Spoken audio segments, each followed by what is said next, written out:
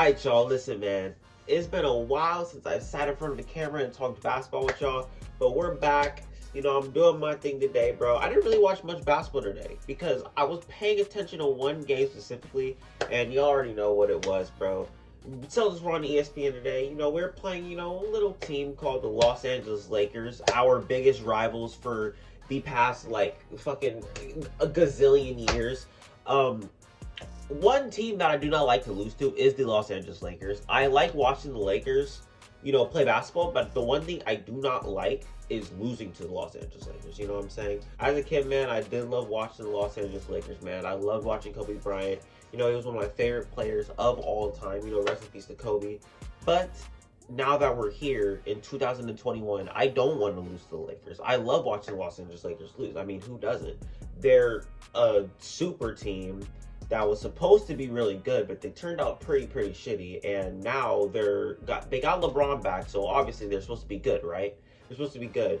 But outside of LeBron, Anthony Davis, and Carmelo Anthony, no one scored the damn ball tonight because the Celtics had them on lock. This Celtics team was not a team that should have beat this Lakers team, because the Lakers in the first quarter, they came out guns blazing, bro. They could not miss a shot. Anthony Davis couldn't miss a shot. They were running circles around the Celtics, bro. They were playing with their food. And it was looking really bad for the Celtics. But second quarter turned around. Tatum had a really good second quarter. Schroeder had a really good second quarter. We were up by a pretty large margin going into the second half.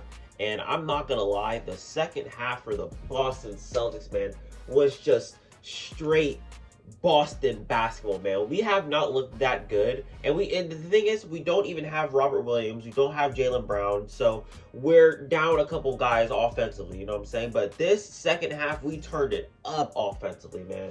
And I'm not gonna lie, I paid really close attention to this game because, I mean, it's against the Lakers, and it's on TV, and it's a rivalry game, so I didn't really get to watch much other games.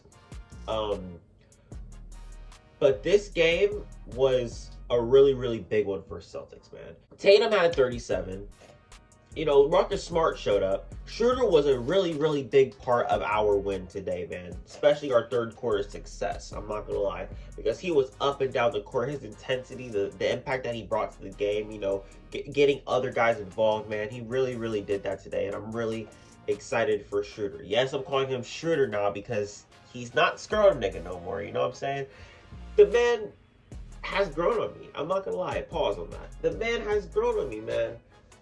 I started off the season calling him scrotum nigga, bruh, and I said I was gonna call him scrotum nigga right until he has a good game. And man, he has been playing so good ever since Jaylen Brown went out with injury, and he should be coming back soon. So watch out for that, Celtics fans. I'm kind of upset that Naismith didn't get no minutes, but he's really not earning his minutes. I'm not gonna lie. Every time he touches the court and Ime tries to give him some minutes, it doesn't really work out. He ends up bricking the ball every single time. But I really hope Naismith starts hitting his shots. And it's Cancer.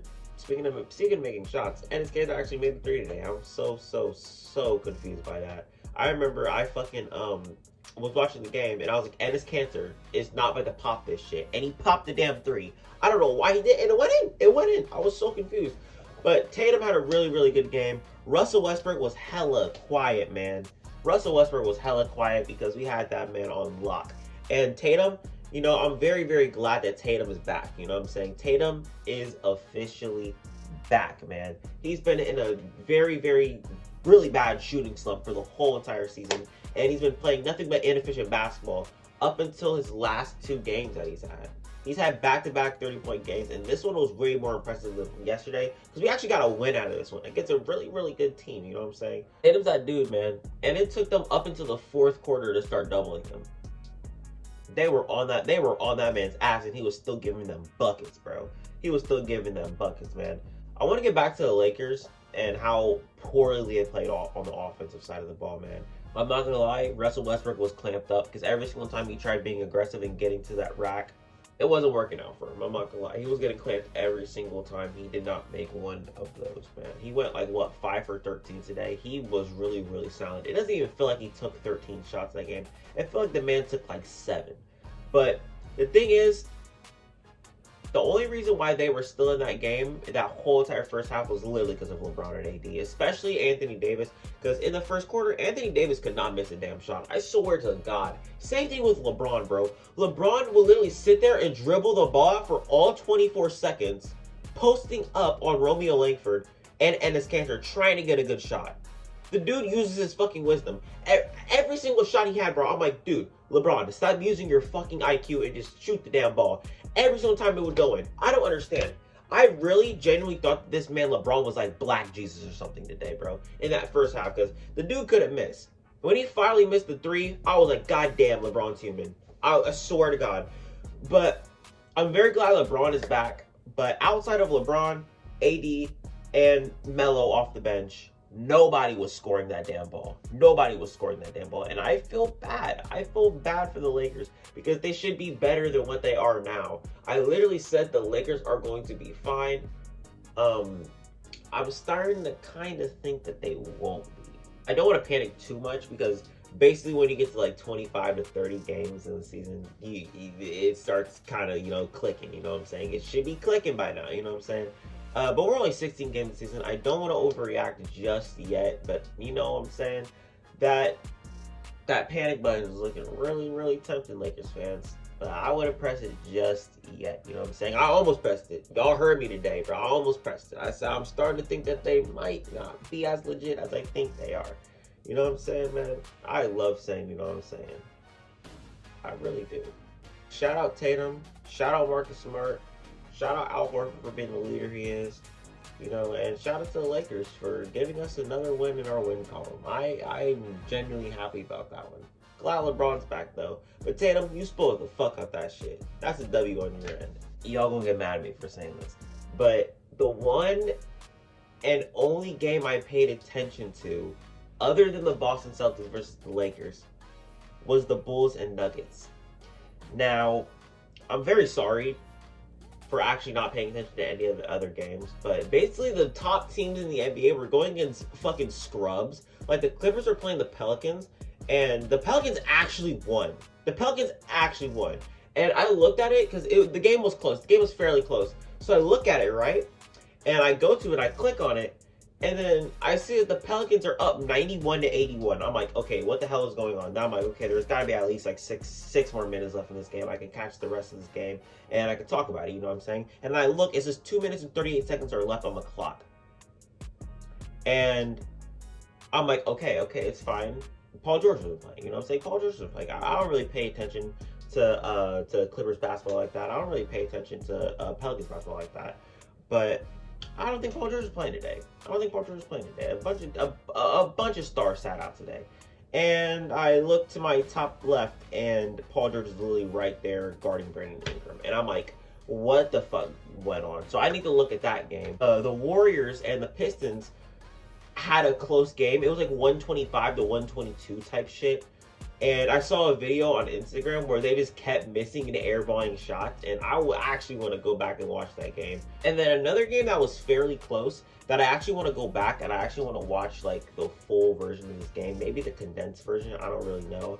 But it was the Magic and the Nets. Now I saw that the Magic were up by like, I want to say they were up by like 7 at the half. They had like 60 something points, like 62 points or something like that going into halftime. So I was like, okay, when third quarter hits, I'm definitely going to watch this game. You know what I'm saying? So I went to the game, and the NBA League Pass was fucking up. So I was like, you know what? I'm just not going to pay attention to this game. Let me get right back to the Celtics and Lakers. So some of this was not on me. So I apologize about all that. But I do want to get into the Bulls and the Nuggets game, man. And what a game that was, bro. That game was amazing, man. Because you get to the fourth quarter. So I just want to skip straight to the fourth quarter because this is where all the action actually happened. Zach LaVine, man. Zach LaVine is that guy, bro. I think he had like 30, I want to say he had like 34 points today. So I just checked, and LaVine actually ended with 36 points, bro. I swear to God, it felt like he even had more, bro. Because he was lighting it up in the fourth quarter, man. It was like when the Nuggets, and I'll get to them in a minute. It's like when the Nuggets made a shot, LaVine came right down the court and just drained a fucking bucket. Drained a three, drained a three, drained a two, then drained a three. Then they just kept going and kept going. And man, the Nuggets, they put up a fight, bro. They put up a fight because they didn't have Jokic tonight. They didn't have Jokic at all. And I was actually surprised that this game was actually close as possible because they didn't have Michael Porter Jr. No. They didn't have Jamal Murray. No. Did they have Jokic? No. They didn't have three of their core guys and their stars. And I'm not gonna lie, the energy that Austin Rivers and Campazzo gave to that team and that energy and that crowd, man, they brought their all, bro. I'm not gonna lie, those two were the glue guys that kept them in this game, man. Because Austin Rivers made a bucket. Will Barton actually made a bucket, a really, really good timely bucket, bro. And Campazzo actually made a really good timely bucket as well. It was just like 5 minutes left in the fourth quarter. He made a really, really good bucket. The Bulls, they snuck out with this win, man. I'm actually really surprised that they did, you know what I'm saying? Because it looked like the Nuggets were staying in this game, and they looked like they wanted it more than the Bulls. But then Levine came out, and he's like, nah, this isn't happening. I'm winning this damn game. We're going back to Chicago being 11-5. And that is exactly what they did, man. But the Bulls are legit. I've been saying this. The Bulls are legit, and I actually had them at a 7th seed this season. And I really, really, really did lowball the Bulls. They took that shit personally. I ain't gonna lie. It's not like they even saw the damn video. I don't even know what I'm talking about. The Mavs and Suns game is on right now. Mikal Bridges is going crazy. I'm not gonna lie. Devin Booker did struggle in the first half, but I think it's ending the third quarter right now, going to the fourth quarter. So I actually kind of do want to watch that. So I'm gonna get off here for y'all. I really do want to wait until the last game of the day is over so I can make the video about that game, plus the other 2 games that I did watch today. But I really can't because I have work in the damn morning. I have work at 7 o'clock in the morning and I need my sleep. We all know this shit. Y'all saw last video. I need my damn sleep. I'll only briefly speak on Stephen Curry real quick because they played the Cavs the other day, and I really wanted to talk about this game because yesterday's games were fucking terrible. Besides this game, because Curry lit them boys up, bro. Curry had 40 that game, bro. Not to mention Ricky Rubio, he actually played pretty good. I'm not gonna lie, I love that man, Ricky Rubio, bro. That's my guy. That's my guy, bro. But Curry lit them boys up. He let them boys up, and I really did want to see the Cavs win because I want to see the Cavs win regardless. I mean, come on, I'm from Ohio.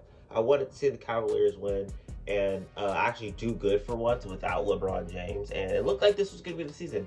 But now Colin Sexton is out with the torn meniscus for the rest of the season, so there goes the Cavs season. You can just, crumble their season up and just throw it in the damn trash can because I don't think they're going to be able to do anything for the rest of the season. Hopefully Mobley can step it up. Garland can take a huge leap. Jetty Osman. Fucking Jared Allen can take a huge leap. Taco Fall can get some minutes maybe. The boy Ricky Rubio, hopefully he can continue being great because he's been nothing but great. But speaking of greatness, how about we talk about Curry for a second, bro? Man had 40. Dude was going crazy, bro. It felt like he really could have missed in that fourth quarter. He had 20 in that fourth quarter. He really could have missed. And he's the reason why they won that game. That game was very, very close. But he is the reason why they won that game, man. He's genuinely the reason. And that man Curry is just different. He's the best player in the world, in my opinion. I was actually having a debate with my friend about who was the best player in the world at the moment, was KD or Curry. I was so dead set on KD being the best player in the world because of his performance in the semifinals in the playoffs. And then he goes out and then wins the gold medal after literally everyone saying that he couldn't do it. You know what I'm saying? That he can't lead a team, he can't do this, he can't do that, yada, yada, yada. But then he beats the best players in the whole entire world and wins the gold medal. So I'm like, this man KD is the best player in the world. Not to mention, he started this season and then he comes back averaging like 28 points a game on very good efficiency. I'm talking like 59% to 60% efficiency on the season. And I'm like, bro, this dude's playing at an MVP level. He just came back from a torn meniscus, just got a gold medal, played amazing in the playoffs, and this dude's the best player in the world. But Curry genuinely changed my mind this whole entire season. Averaging 29, very good efficiency, and he is the best shooter of all time. It's like him, and then wide ass gap, and then Ray Allen. You know what I'm saying? It's different, and he hasn't even passed Ray Allen in the most regular season threes of all time. He hasn't even done it yet. He literally hasn't even done it yet. I heard that he's like 57 away And if he's averaging like 5.9 threes a game, then he's going to break that within like 10 games. If he continues what he's been doing, he's going to break that very, very quickly. You know what I'm saying? He might break that shit by like next month, bro. But that's all I got for y'all today, man. I'm just rambling on now at this point, bro. I haven't sat in front of a camera and talked to y'all because I need y'all to know what my opinions are about this whole basketball shit and what's been going on. And that's why I've been sitting in front of the screen talking to y'all, telling y'all how I feel about it, man. But that's all I got for y'all today. I'm out this bit. Someone tell the Boston Celtics to stop missing open threes. Someone please tell